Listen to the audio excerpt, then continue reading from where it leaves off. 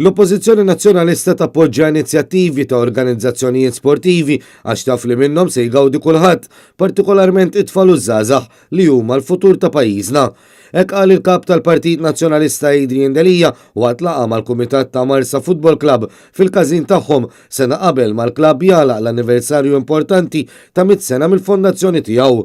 Adrien Delija ħal-okkażjoni jiltaqa' ma' dawk preżenti u flimkien mal-Kumitat segwa l-idejat li għandhom ippjanati għal-futur.